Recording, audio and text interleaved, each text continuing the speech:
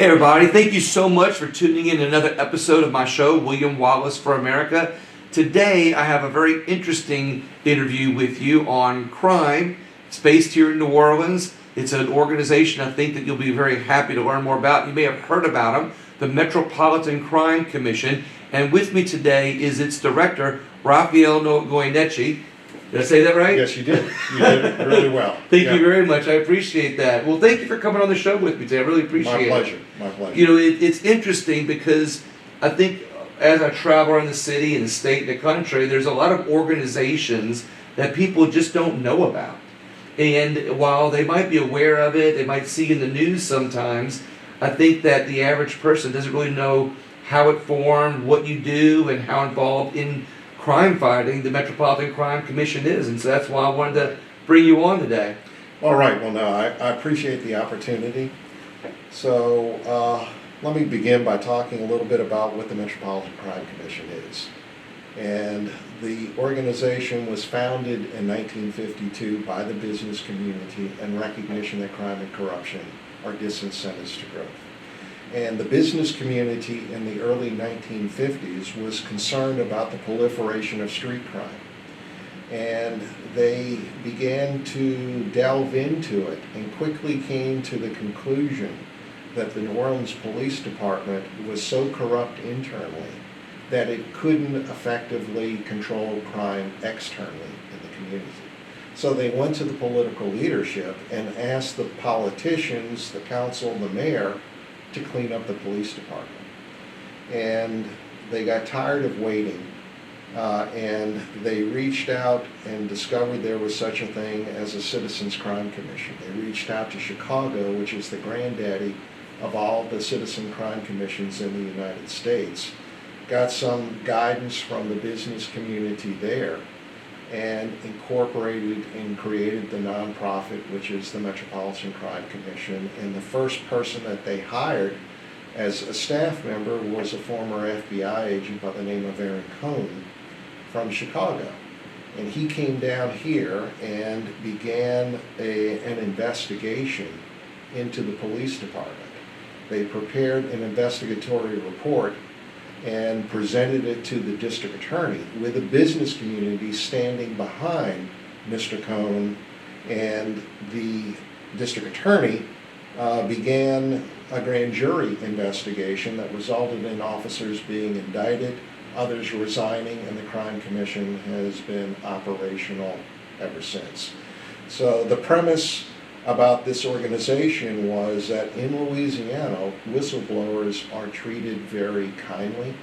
There is a disincentive to report wrongdoing by public officials, whether it be police officers or other elected or appointed public officials.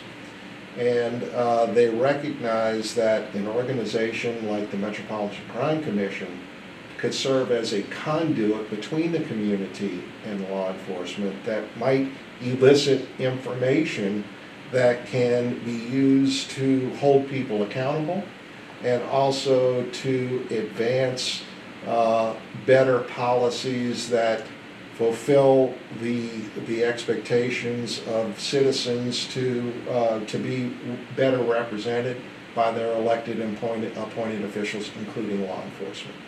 Now, what you just told me is stuff that I didn't even know. I mean, like, you went into a lot of depth on there. And a couple questions come to mind, though, as we delve further into this. One is how did the guy that came down here, Cohn, to start it, what gave him the authority to be able to investigate the police force? The United States Constitution. So okay, that's what I asked. I didn't know if it was a no, you know, as a citizen. As a citizen, he has that right. Yeah, absolutely. So again, he had a lot of doors slammed on him. Right. So there are people, and were people in the New Orleans Police Department, right, that didn't like the direction of the department, that knew about the corruption, and knew about the lack of leadership and some of the internal problems. They couldn't complain to the police department and their superiors about it. They couldn't go to the politicians because the politicians didn't want to do anything with it. So they brought the information to the Crime Commission.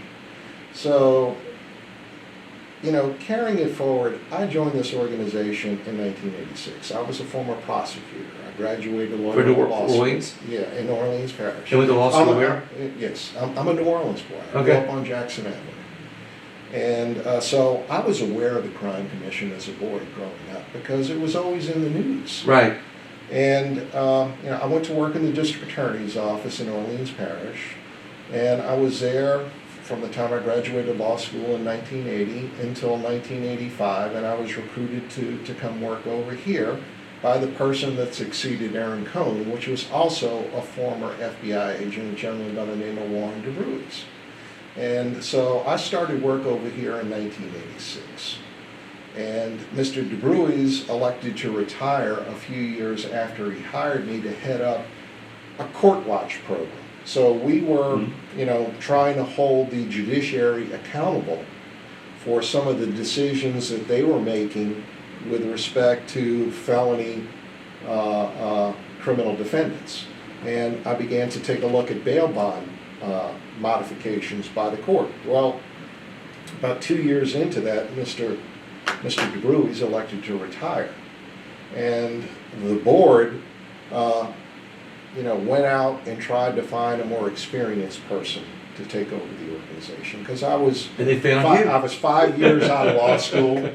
And From Loyola, you said, right? Yeah, Yeah. right. And I just didn't have the 30 years of experience that their former managing directors or presidents had. And But you had the law background. I had the law And background. the prosecutor background. Right.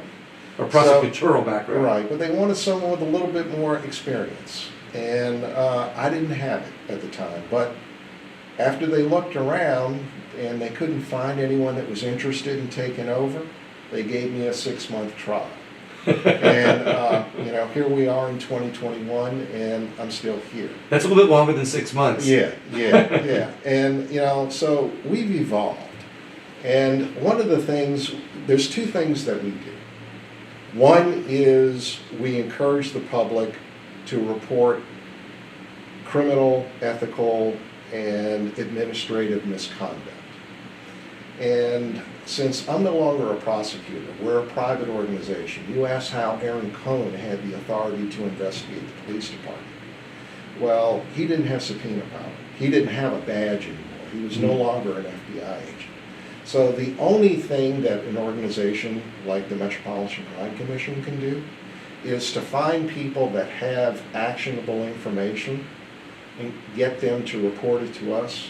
We develop it to the extent that we can as private citizens, and then we make referrals to appropriate agencies.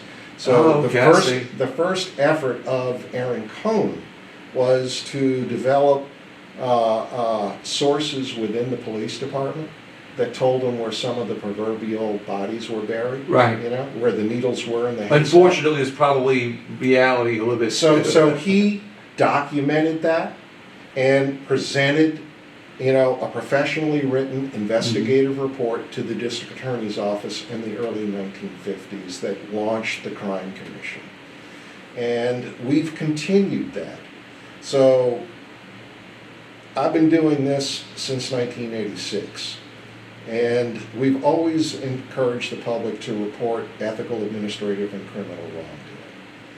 And through the years, we've seen some blips in the radar screen where people like Edwin Edwards are held accountable. Right. But the thing that, since during my tenure, that I think was the biggest reset that I've experienced, that was a game changer, was Hurricane Katrina. So when Katrina hit, the people that elected to come back here decided that they wanted to rebuild the community not in the image of what it was, right, but in the image of what it needed to be, to be able to compete with some of the other cities. So keep in mind that crime, corruption, the reputation, if decisions are made on the basis of under-the-table payments or anything less than the best vendor providing the best services at the best price, then every taxpayer is victimized by that. So after Katrina, what we saw was the public that came back began to report corruption at levels I've never seen before. So since Katrina was 2005. The information started to flow in 2006 and 2007. Wow. So in 2006 and 7, we developed reports and documentation of misconduct. Public officials in Mandeville, in St. Bernard, in St. John the Baptist Parish, in Orleans Parish, all over the region. We made those referrals to the FBI, and in 2007 and 8, we started to see indictments start to come out. And as those indictments were issued, the U.S. Attorney's Office, in conjunction with the FBI, would acknowledge the fact that those referrals came from the Metropolitan Crime Commission. So we keep track of our statistics as far as referrals that result in convictions. So the first convictions started to come in 2008 and 2009. So since 2009, there have been 88 felony public corruption related convictions. Wow. That were based on referrals by the Metropolitan Crime Commission to law enforcement. And it's not because we're, super sleuths. It's because of the position of trust that we enjoy with the community. Right. So the people that are deciding to call us and provide us with the information about governmental misconduct are not deciding between calling the MCC or the FBI or the MCC or the Inspector General's office or the police department or anything. It's usually the MCC or nobody at all. What I find interesting is, and I'm sorry to interrupt you on this, because the feel that I get is that people probably feel more comfortable coming to the Metropolitan Crime Commission because of the lack of law enforcement. And what I mean by that is, for somebody to go into a police station and report another police officer, one, they gotta get over that fear of going into a police station, and two, they might feel that they're reporting a police officer who actually might be in cahoots with the one they're reporting. Whereas you guys offer kind of almost kind of like a confessional. Well, that's exactly it. A safe place. Not to use the word safe place, but a place where people can go and have a comfortable conversation and know, hey, I know you're not law enforcement, but I know that you know how to report the people. They know about the relationships, they hear about it and everything, and so it makes it a little bit more easy for people to do. But another thing you mentioned a few minutes ago, when you saw the commission being started in the 50s by business organizations, the first thing that struck me is, one, how involved the business community was at that time, not that they're not now, but two, what was crime like in the 50s? Was it a lot worse? I mean, today we, see crime every day. Was it this bad in the 50s? Well, I wasn't around in the early 50s. I was born in 54. I don't know if y'all keep reports or not. But, the point is that, crime is one of those factors that it's not about race, it's not about political, whether you're a Democrat or a Republican, you're rich or poor. Crime knows no party and no affiliation. Downtown, everywhere in between. It's a common, uniting factor in every community. People want to feel safe where they are. And when the community is unsafe, that it affects every aspect of life, and people don't want to live and work in communities where it's unsafe for their employees and their families to live and raise their families. Or their livelihoods. Exactly. In the case of the business. Exactly. So part of the reason that we were created is, and I alluded to this earlier on, is that whistleblowers aren't treated very kindly. And one of the foundational pieces of the Metropolitan Crime Commission is, if you report wrongdoing to us and you tell us that you do not want your identity disclosed, we abide by that. So people that call up over here, we don't have caller ID on our phone. And if people want to remain anonymous, they can remain anonymous. Now, what I tell people is that if you report something anonymously to me, that is intel because I'm a former prosecutor. Right. I know that law enforcement needs probable cause. They need witnesses. They need sources. Right.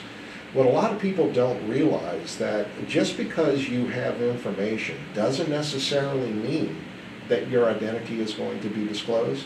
Doesn't mean that you're going to be called as a witness to testify in all of this, because a lot of the people that provide information are just fact witnesses as opposed to witnesses that are necessary to obtain a conviction.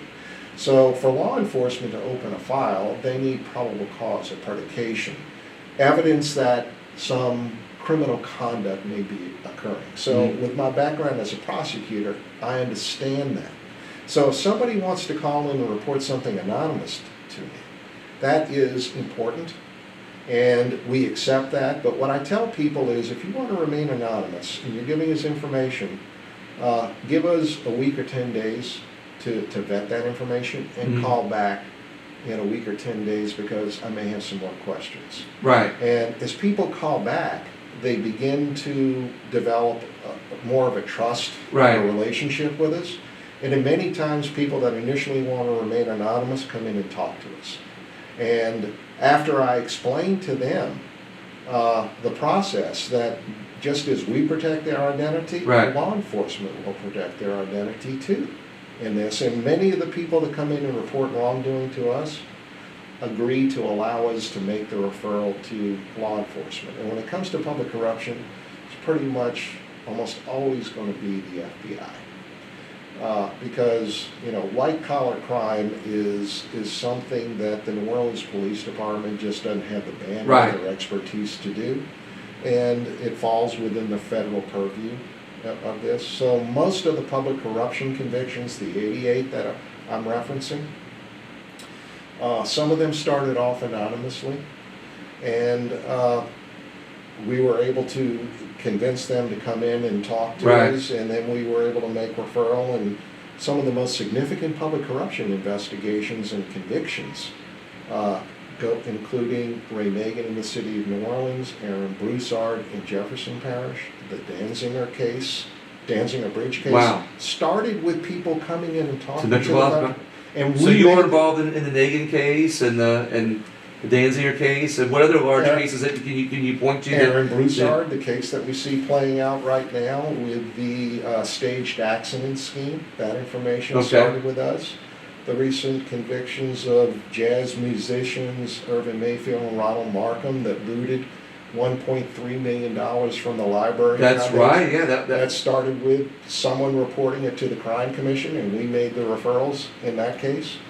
So some of the most significant cases, the information started with people talking to just the Crime coming in and Commission saying about it. something. If you see something, say something. So we're a little bit different than the media. Not that the media is wrong, but their job is to, if they get information, they want to report it right Yeah. away. So I know that from being a prosecutor, one of the advantages law enforcement has is the element of surprise. So if we get information, we're not going to publicize Right. it. We're going to give it to law enforcement, and we're not going to say anything about it until it surfaces in the form of an indictment.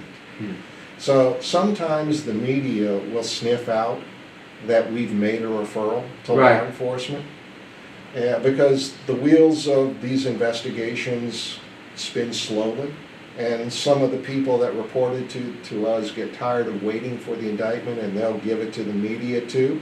And the media will say, come give us everything that, they'll walk into an entity, make a public records request, we want to see everything the Crime Commission asks for. That's interesting Yeah, because yeah. that's interesting because the same people, like you were talking about, the history. You know, people will at one point say they want to be anonymous. Then the next time, then they're coming in and telling you everything, and then all of a sudden they're going to the media. They're like, I don't care. I'm not that. Then they're more empowered. I guess is the right And the forward. media moves the ball. Sometimes media coverage will accelerate the pace of an investigation because people think that federal law enforcement has limitless resources. The reality is that the FBI, they have 3 public corruption squads. And 2 are in New Orleans, 1 in Baton Rouge. And each one of those squads may have 8 or 10 people in it. And the responsibilities of the FBI go beyond just public corruption. Right. It involves, the entire spectrum of federal statutes, Right. including national security. So half the resources of any field office is directed to national security issues.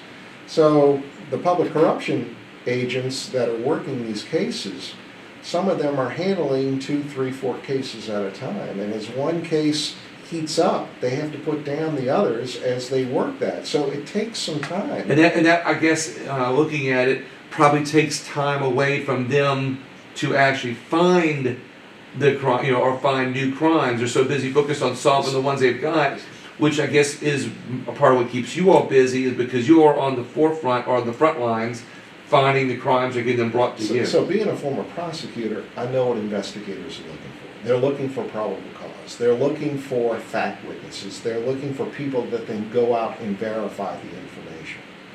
So we can provide them with the fact witnesses. We can provide them with documents that will confirm the claims of our sources that are now agreeing to meet with the FBI. Yeah. So when they get a file from us, it is a report that establishes a prima facie predication or probable cause to commence an investigation. That doesn't mean that they take our report as gospel. They have to go back and re-verify everything. But you've done all the legwork. Exactly. You've basically given them a roadmap, with all the, here's the roadmap and here's all the places that you need to go. And these are the people you can talk to. We've already got. Now you've got subpoena power, you've got grand juries, Yeah. You've got badges. We don't have any of that. So this is all voluntary. But you have the information. Constitution. Yeah. As do they. Do you all have a focus on any particular crime, or is it just whatever comes to you? No. So one of the things that I learned, early on, is that I don't have the resources to go out and target. So every case that I've described to you, we didn't initiate it until somebody called up and told us about it. Because I can't go out. I don't have a staff. I got 5 people that work for me. So the multiplier that we have is our reputation in the community, our board of directors. So every time you see me interviewed, in events like this, it puts our name out there. And, I'm from New Orleans. I grew up hearing about the Crime Commission, and the people in this community have been hearing about this organization for decades. And we're very unique in what we do. Mm-hmm. We're part of an association of other citizen crime commissions, but we're the only one that does it this way. So the people of New Orleans... You mean in the country? Yes. Okay. Yeah. We're the only one that does it. So a lot of the crime commissions operate Crime Stoppers. And we were doing Crime Stoppers before Crime Stoppers ever was conceptualized. Right. And so with Crime Stoppers, you're asking the community to call up and anonymously provide a name of someone that committed a crime, usually a crime of violence, and that provides a lead to law enforcement. Well, we were doing that in the 1950s. And the person that provides a tip to Crime Stoppers is anonymous. So that just gives a name to the police that allows them to focus their investigation to see if they can link that individual to the crime that they're trying to solve. Okay. So that's a valid and an important role of that organization. But what we're doing is a couple of steps more than that, because we don't just want intel about a crime. We want to be able to document it, because the only way that you fix this is to expose it. And as a prosecutor, I've learned, and I brought the mentality that you don't talk about it unless you can prove it. Right. So when you hear me talking about it, I'm prepared to prove what I'm saying. So that's why when we make these handoffs to law enforcement, we may wait 2, 3, 4 years before an indictment and conviction is returned. We're not going to talk about it. Right. Unless there is some mitigating circumstances, like if the media sniffs out that we're looking at something. And so, for instance, a good example of that would be the Irvin Mayfield Ronald Markham prosecution with the New Orleans Library Foundation. We made that referral to law enforcement in 2013. In 2015, WWL Television learned that we were looking into it, and they began to do some stories about it. So the reporter called me up, and basically, he found out that we had made a referral, Right. and we had documented some things, and he wanted to do some things, and he asked me would I interview and give him some commentary on that, and I thought about it, and I decided to do it. And the reason that I did it, because every time I talk about those public corruption cases, it reminds people that if they have information about corruption, that they can call the Crime Commission. So every public corruption case that happens, I don't care if it is something we had nothing to do with, that gets the phone to ring for this organization, for the FBI, for the news media. Right. So if you're not in the public eye, then you're forgotten. So a lot of the strategies that we do is to keep the public aware that if there are issues involving crime, corruption, that the Metropolitan Crime Commission is a resource. And that's why I wanted to get you on the show, because I know how important that is to talk about. One of my favorite things to talk about is not just organizations themselves, but our nonprofits.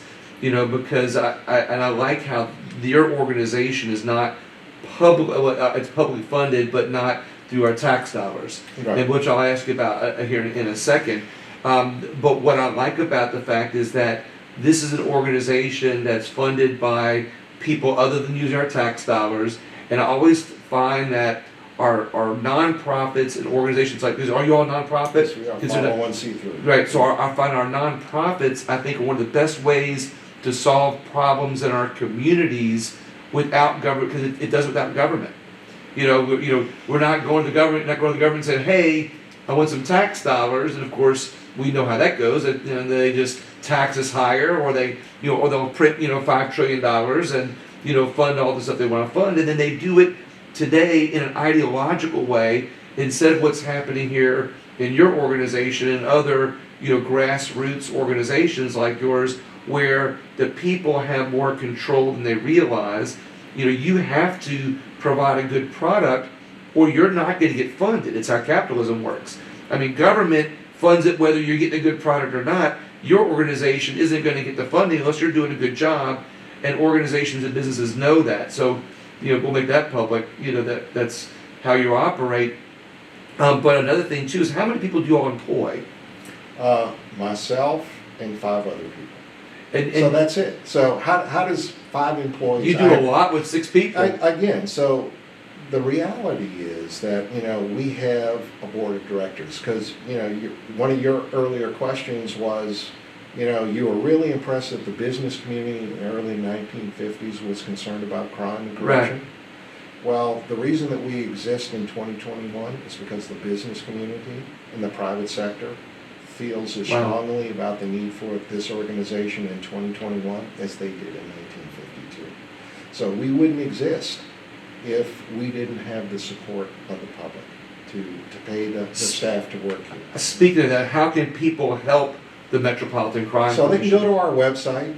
We just had our big first annual awards luncheon, the first that we've had in 2 years due to the pandemic. Correct, I yeah. had to move it 3 times this year, once for COVID, once for Hurricane Ida, and we just had our first annual awards luncheon where we acknowledge outstanding investigative and prosecutorial work that resulted in holding people accountable. So we just did that last Thursday, and that's the first public event that we've had in over 2 years. So we're supported by private donations, whether it be from local businesses, private individuals, or local foundations. Mhm. And if anyone's interested in learning more about what we can do, or what they can do to support us, or just find out more about us, I'd encourage them to go to our website.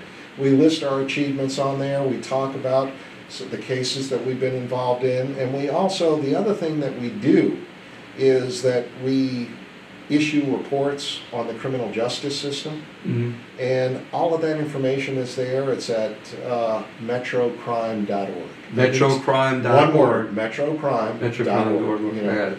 So look it up, and if you're interested in financially supporting this, there's a secure link there to make a contribution if you want. If you have any questions, you're welcome to call us at our office, 504-524-3148.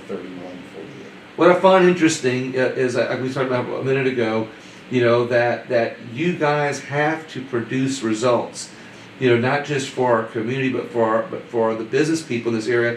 But I've also keyed in the fact that you're not just here in New Orleans. You all go outside of the New Orleans metro area.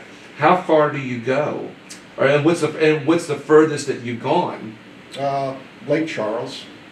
So we've really expanded. We don't have to physically have an office for someone to pick up the phone and report corruption. Most of the tips come in via phone calls. Some of them come in on our website and emails. Very rarely do we have people that just knock on the door and want to come in live and meet with us. So, we don't have to have multiple offices or satellite offices all over the state. The public, because we're pretty high profile, we've done corruption work all over the state. There was a state trooper in Lake Charles that was involved in detail fraud, and we made that referral to the DA in Lake Charles, and it resulted in a conviction there. There had been other public corruption investigations, from all over the region. So when this organization was founded in 1952, the business community chose the name of the Metropolitan Crime Commission, not the New Orleans Crime Commission. So they had a vision for this. Yes, and corruption is not confined to the corporate limits of the city of New Orleans. It doesn't stop at Lake Pontchartrain. It doesn't follow or is not constricted by lines on a map, changing one parish to another. Well, crime knows no party, knows no ideology. I guess it does not have a state line. Right. So, one of the things that I've learned, and a lot of people think that they just want the politicians to be held accountable. What they don't realize, for every corrupt politician, there is someone that is making the payoff to them. An enabler. And, so these are people that do business with government that Right. really can't compete on the basis of merit. And the only way that they can secure contracts is to make payoffs to public officials. And in many respects, the payoffs that they make to public officials are pennies on the dollar compared to the profits that they make with these contracts. Right. And while the politicians are limited to affecting contracts within their jurisdiction, the vendors that are bribing those, they can't compete. And I use the metaphor, the corrupt vendors are the car, and the corrupt politicians are the tires on the car. So when the tires wear out, you throw them off, you put new tires on, and if you don't stop those vendors and hold them accountable, they're going to go to other parishes and look for other opportunities. For the tires. And exactly, and the cancer spreads. So one of the things that I'm most proud of is the fact that, for every corrupt official, there's a companion case in there where private vendors have been also held accountable. Right. In that. Maybe the best example is the Ray Nagin investigation. So as I alluded to, every investigation that we're involved in, means that once it's disclosed, our phone's going to ring. So we were able to document a corrupt relationship between the sheriff of Plaquemines Parish and a vendor that was providing to the sheriff a $10,000 wine locker at Morton's Steakhouse. So anytime the sheriff wanted to come into New Orleans and eat, he had a $10,000 wine locker that he could order wine from. Flew the sheriff to New York Yankee games and put them up in hotels and things like that. And that vendor was awarded a contract to build I think a 1,200 bed jail facility in Plaquemines Parish, which on a busy day, they may have 100 people pre-trial, and almost all of them are going to be misdemeanor offenders. So we were able to provide that information to law enforcement, and they not only indicted the sheriff, but they indicted the vendor. And someone that worked for that vendor came in to talk to me because he realized that we made that case and was concerned that Right. the FBI may come knocking on his door. So his attorney called me up and asked to meet with me. And I said, I'll meet with anybody. But Right. if he tells me he committed a crime, I'm turning him in. Right. And he said, he knows that, but he wants to talk to you. So, okay, so he came in and we spoke.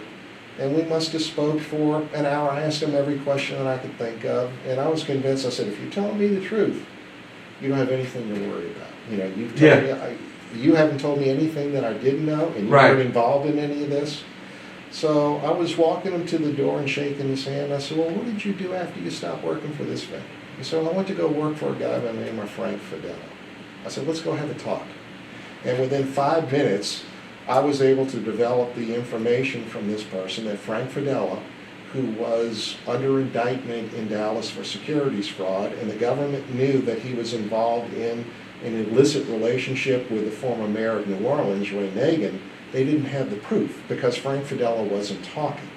So this person provided me with the information that Frank Fidela had bought a granite company in Tampa and directed some of his staff to move $200,000 in granite inventory from the Tampa facility to Ray Nagin's son's granite company. So Frank Fidela's company was defunct because he was under indictment. Right. All of his employees were working someplace else. Right. And the prescriptive period was running on the government's opportunities to indict Ray Nagin on that. So this person provided me with the names of the individuals that were involved and took direction Right. from Fidel and actually facilitated the transport of the tractor trailer Yeah. loads of granite. And we turned that information over to the FBI. 6 months later, Frank Fidela was indicted. 6 months after that, he was a cooperating government witness. Mhm. And 6 months after that, Ray Nagin was indicted. And a year after that, Ray Nagin went to trial and was convicted. So one case leads to the other. Right. And those vendors that were corrupting the sheriff in Plaquemines Parish were also corrupting the mayor in the city of New Orleans. How can people just not learn from all these public cases? I mean, how could they just not, you know? I mean, I had that conversation with an FBI agent, several years ago, and he said, I called him up to give him a referral on another case. He said, oh my God, he said, when are people going to get the word that, we're going to catch him? Yeah. And I said, you don't realize, you're not a lifelong resident like I am. I said, this is good news. He said, what do you mean? I said, the fact that we're hearing about it now means that we can do something about it. Do you think that if we hadn't learned about it, that these people would be honest? Right. They'd just be getting away with it like they got away with it for decades. Exactly. Now they're not anymore. So that's good news, and I don't believe that there is anything inherently corrupt in the DNA of the people of Louisiana. Right. I think we're doing a better job of exposing the corruption in this area than in other parts of the United Here States. people are so friendly and happy and family oriented and friendship oriented. And there's 1 degree of separation, I think, in our area. Greed So is a fundamental human flaw. it's and here I guess people are a little bit more. It's a little bit maybe is it easier here because of our laissez bon temps roulette attitude, I guess, or Well, is it? again, I don't subscribe to the theory that the people of Louisiana are more inclined to be corrupt than any other community. Right. I think that now the public realizes that if they want to do something about public corruption, they need to report it. And we're receiving reports, the FBI is receiving reports, the news media is doing all of these investigative pieces, not because the news media are super sleuths. They have the same people that are providing tips to them because they don't have subpoena power. Yeah. And, so every one of these cases, means that it's a message to the public that public officials are being held accountable. And if you see something, say something, as you alluded Yeah. to. And, we've been doing that since 1952. And I think, this community responds to that. And they have been doing that in this community for decades now. And one of the resources that's available in this community that isn't available any other place is an organization like the Metropolitan Crime Commission. So three more quick questions. So one, what you mentioned earlier that you are very different. I know that Crime Stoppers, you played some differences, and they are made a few differences obvious. And granted, we need Crime Stoppers too. Absolutely. We need all the organizations. So I'm not saying anybody's better than other because it's all a team. We're not redundant. Exactly. We're not redundant. Not redundant. Yeah. That's my point too. I'm glad you, and thank you for helping me on that. But what's the other main thing that makes you all different from any other organization around the country? Okay, so, And then I ask my two favorite questions after that. Okay, so one of the things that I think that we, are doing that are very unique is that not only are we doing the work with anti-public corruption, but we're also beginning to educate the community about the performance of their criminal justice system. So everyone is concerned about crime. So everybody wants crime to go down. And you have, this progressive movement that have told the public that we have too many people incarcerated. And that's an indication of not just policies, but the fact that crime is so high in this community. So everybody wants fewer people in jail. But the way that most people approach that, we want fewer people in jail because we want crime reduced. Right. So what we're doing is we're issuing reports, not just on the crime reports that are out there, the UCR crime reports that have been around for some 80 years that just talk about reported crime.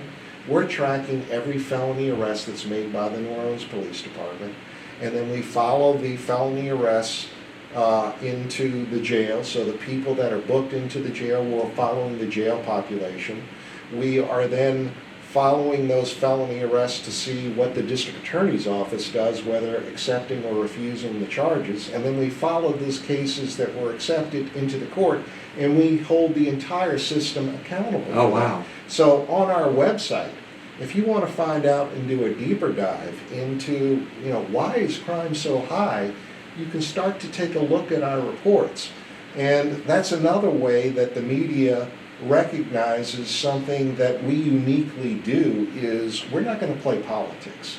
We don't endorse people for public office. And what we do is we use data to formulate our opinions and stances on public safety. And progressivism and criminal justice reform are not mutually exclusive with public safety. And what needs to happen is there needs to be a balance between some of the reforms and public safety. And what I've seen now over the past couple of years is that public safety has taken a backseat to some of the reform agendas, where now the offenders are viewed as victims of an unjust system. So this is how that woke law enforcement comes into play. I say woke law enforcement, meaning that the whole woke attitude has on law enforcement. Well, yeah. Is that the way to put it? Well, I mean, in a simplistic way, yes. So, so the offenders are viewed as victims of an unjust system. The villains are now viewed as law enforcement. And what's invisible and voiceless are the law-abiding citizens that are being victimized by this crime. So, and the businesses too. So why is that the case? Right. So between 2019 and 2021, homicides are up by 80%, shootings are up by 93%, carjackings are up by 187% in 2 years. What's changed in the past 2 years? So we have these statistics, and we're breaking it down not just by years, but by categories of crime. And we're not just looking at a 2-year, we're also measuring 20 to 21. So we had an historic low over the past 30 years in 2019 with homicides at about 122. For a year. And, that was rock bottom. Years ago, 10 years before that, we were one of the murder capitals of the United States on a per capita basis. But we saw an explosion in 2020. And that trend has continued into 21. What's changed between 19 and 2021? I don't know. Well, what's changed is that the police department numbers have been diminished. We're down over 220 officers from 2019 to 2021. Wow. We are at a 50-year staffing low of police officers in the city. So during 2020, when some of the protests were going on, the protesters were calling for the police department to stop, to use body cameras. Mm-hmm. The NOPD has been using body cameras for years, Right. but they were protesting. They wanted that to happen in New Orleans.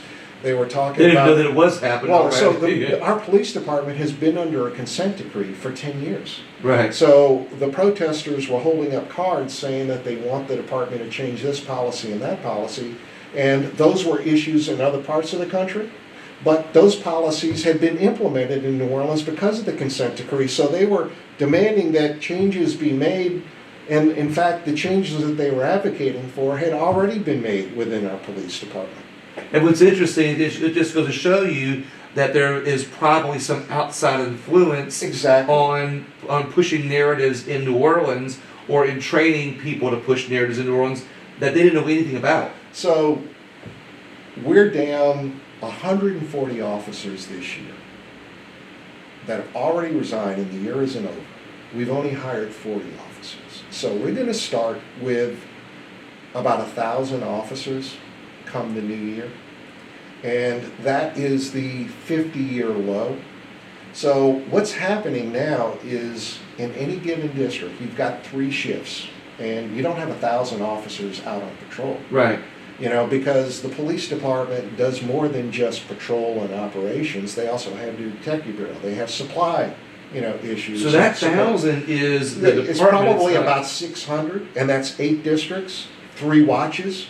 And so at any given time, there may be 2 or 3 officers out on patrol. If one guy is out sick, another one has made an arrest and they're in the jail, and another officer is involved in a call for service that turns bad and they need backup, there's no one available to back them up. So now officers are leaving the department because it's unsafe to be a police officer in the city. The firepower that the police are experiencing on the streets in this day and age Wow. is very different than what it was even a few years ago. At major crime scenes, there's not one shell casing, but dozens of shell casings. We're talking about assault rifles and handguns with extended magazines in them, where the firepower of the offenders exceeds the firepower of the police officers that are involved. So from a policing standpoint, part of the reason for the proliferation of crime is that we don't have enough officers to respond to their being overwhelmed. We've reached a critical mass in staffing where the department not only can't respond to the 30,000+ calls for service they get per month Right. in the city, they can't even get to all of the violent crimes for service. 30,000. And if they cannot, every unsolved violent crime means that offender is going to continue to prey upon people, or they'll be the victim of retaliatory street justice. That's what's fueling a lot of our crime in this community. Retaliation. So the solution is not fewer officers. The solution to reducing the numbers of people in custody is, if it were so simple as to say that if we have fewer officers, we're going to have fewer people in jail, and that's the reality. We have fewer officers, fewer people in jail, but it's not because crime isn't down, it's up. So if you want to be in a safer community, the Right. solution is not to shrink the department just to achieve lower numbers of people in jail. You need to have more people in jail that are responsible for the violent felonies that are affecting the quality of life and threatening the future and prosperity of every citizen in the city of New Orleans. And now the politicians need to step up and rebuild the numbers of the force. How are you going to do that? The only way you're going to do that is you're going to have to offer pay raises to police officers, not Right. just for recruitment, Yeah. but a pay raise means that an officer that's a veteran is going to want to stick around longer to recompute their pension benefits. That slows down attrition Yeah. as well, because you're not going to be able to hire 140 officers if you're losing. You're not going to gain Right. anything if you're losing that many. So, again, our police department is 10 years into the reforms that other people are advocating for around the country. Our department is not corrupt as it was after Danziger or as it was in the 1950s. Right. It is grossly understaffed, and those officers are demoralized because not only are they being overwhelmed, but some of the policies on the back end of the criminal justice system, where the district attorney's office is now refusing cases involving violent offenders. They are dismissing violent offender cases. The judiciary is setting bail. It's going to cost the average person more to get a parking ticket than to post bail for a felony offense. And what just came to my mind while you were talking, and correct me if I'm wrong, in today's, I'm using the word woke because it's something that a lot of people understand, the ideologies of that, in that there's a movement like you are talking about where less police officers will mean less people in jail, which will mean less pressure, which will mean less police abuses possibly, because we hear about, all of that's true. They believe that. But crime is going to be the byproduct of that. Exactly. However, your philosophy, and this is something that came to my mind, is if we have more police officers putting more people in jail, there will be less stress in our community. And if there's more police presence, there will be a deterrence to crime that isn't there right now. And police officers will have less stress on their minds, so they will be less inclined to commit some of the crimes that they're being accused of when they are having to arrest a criminal. They won't be as worried. Like if you have fewer cops and there's more crimes, police officers on the street they go out on the street stressed out automatically because they're concerned about what they're going to encounter. Whereas if we have lower crime in the city because we have more police officers and they know they're going to have backup if they get into a problem or a situation, they may be less stressed starting their day, which, not that you want to be good on criminals or soft on crime, but will be better for the criminal environment in that instead of interactions or altercations, they just get arrested and put in jail. Absolutely. Is that a way of thinking? Absolutely. So again, you use woke. I use the word progressive. So progressivism is, not a mutually exclusive concept with public safety. There has to be a balance, and you cannot ignore or sacrifice public safety, to promote progressive. It has to be, yes, we can do a better job of remediating crime by offering more services and programs to offenders, but we also have to hold violent and repeat offenders to a different consequence than first time or low level offenders. Right. So and again, we're talking about, and everyone's talking about that, but no one wants to fund the programs that are necessary for those offenders to reduce their recidivism and get the help that they want. That's pretty much the nonprofit sector that has to do it. So we're saying we're just going to reduce the jail population. We don't need as many police. That means there'll be fewer arrests. There'll be fewer people in jail. Therefore, we're not going to have to spend as much money on the jail. And there's not going to be as many cases that are prosecuted because the DA's office is now culling out cases that he initially claimed were just going to be the low-level cases, but the high-level cases are also being called out too. So those offenders go back out into the community. Crime is up. And we're 2 years into this. And it's not going to be reversed by downsizing the police department or capping the jail population. It has to be a balanced approach, and you need to hold the violent and repeat felony offenders accountable.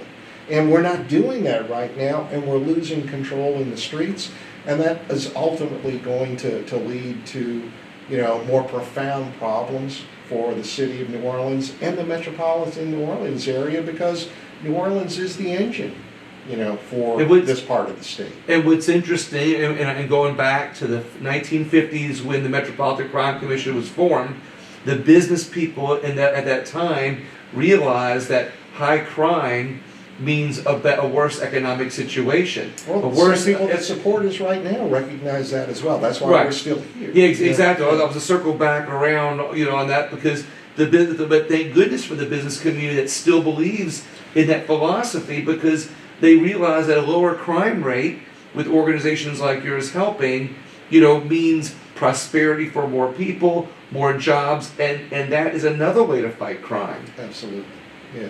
They realize on the back end, Yeah, exactly. and that. And it's not just the business community that supports us. I mean, it's private citizens. We have some donors that give us $5 a year. Yeah, So it doesn't get more mom and pop. I like that. Yeah. Well, I have two last questions for you that I'd like to wrap up Okay. on. I always ask people from their perspective. So, from a law enforcement perspective, what makes our country the great country that it is? What provides the opportunities that we have, and from a law enforcement perspective? Well, from a law enforcement perspective, people don't go into law enforcement to get wealthy.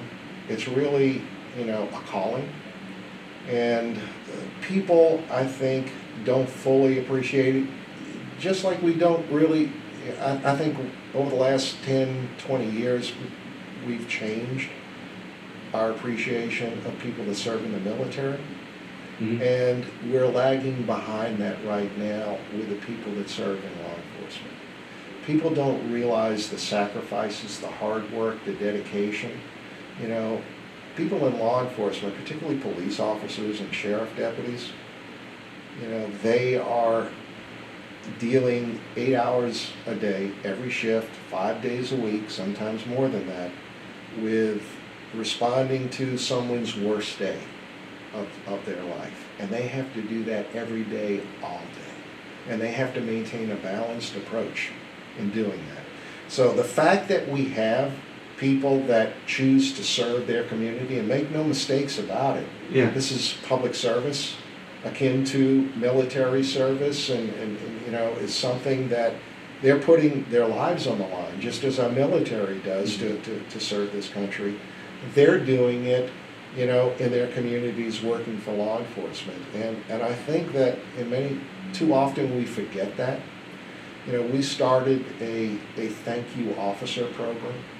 So a former officer from New Orleans was working in Seattle, and there were a lot of protests there about police. And one day someone walked up to him and gave him a little business card saying, "We need you, thank you." And I heard about that from, that officer was from New Orleans. He told one of his counterparts here, who called up and told us, and we started that program here. So now, we've already handed out 10,000 cards like that. And we encourage anybody that wants a card to call us, and we'll give it to them, or a pack of them. And you just walk up to an officer and just hand them the card, hashtag thank you. I love this.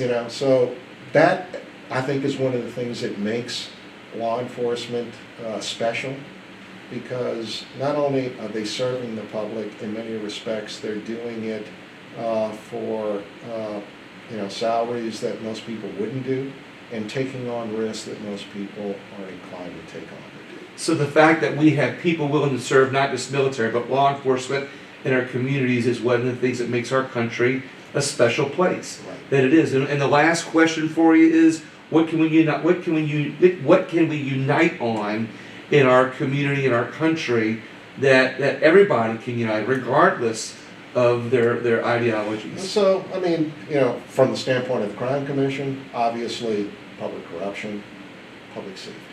So bottom line is, I consider public corruption a subset of public safety. So if any dollar that's siphoned away from government, because I call that the corruption tax. Yeah. So, Like that. So essentially what happens is that whether you believe in law enforcement or not, or you believe in the Metropolitan Crime Commission or not, some people, some donors think that it's more important, they only want to put their money into educational programs or other, the arts and things like that. And my response is that, is there enough money out there for you to support the arts or education without other people to do it? And the response is no. So I said, don't you realize that if a community is unsafe, then that is going to mean that people that may feel like you do are not going to have the money to invest in that, or they're going to leave this community, which means that your dollars do even less for the arts or education or medical research or things like that. So one of the fundamentals is of any successful society is public safety. So I think what we do is something that is a unifying factor, and all people in this country want to feel safe, whether they're in New Orleans or the suburbs or in Idaho or anywhere. You know, they want to feel safe in their neighborhoods, in their homes, with their families, when they go to work. And I think that's one of the uniting factors and fundamental factors that is universally true in this country. I love that. Yeah. Absolutely love that. And one last time, how can people get a hold of the Metropolitan Crime Commission? Metrocrime.org is our website, Yeah. and you can call us at 504-524-3148 during normal business hours. Ralph Goyeneche, thank you so much for Rafael Goyeneche. Thank you so much for your time. Yep. I appreciate all this. And everybody else, I hope you've enjoyed not just the video, but the information. Remember, you can always refer people to the Metropolitan Crime Commission if they want to help. And then also share the video. You can find the audio part of it on a podcast at any podcast app at Wallis For America. And keep in touch. We got some more information coming out. And once again, thank you so much.